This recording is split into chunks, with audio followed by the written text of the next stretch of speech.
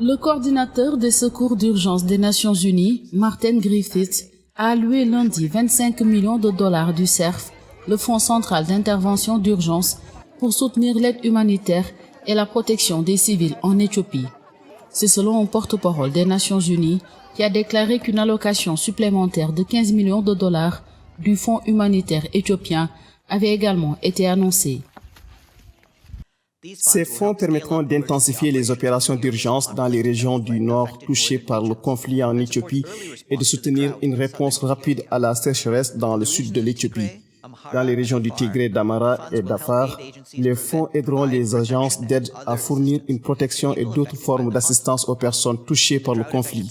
Dans les régions de Somalie et d'Oromia touchées par la sécheresse, les agences fourniront de l'eau potable pour prévenir les maladies d'origine hydrique et aideront les communautés pastorales à entretenir leur bétail.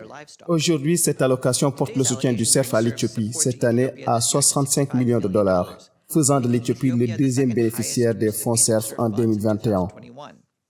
Le porte-parole de l'ONU s'est également prononcé sur la situation du personnel de l'ONU détenu en Éthiopie. À ce sujet, ce que je peux dire, les 10 membres du personnel de l'ONU, les membres dont nous avons dit qu'ils étaient détenus vendredi dernier, sont toujours détenus. Cependant, une petite bonne nouvelle concernant les chauffeurs sous contrat, nous avons été informés que 34 ont été libérés alors que 36 d'entre eux sont toujours détenus. Ce ne sont pas du personnel de l'ONU, mais des sous-traitants. Mais nous sommes toujours très heureux qu'environ la moitié de ceux détenus ces derniers jours aient été licenciés. Le soutien d'Addis Abeba cette année s'élève désormais à quelques 80 millions de dollars.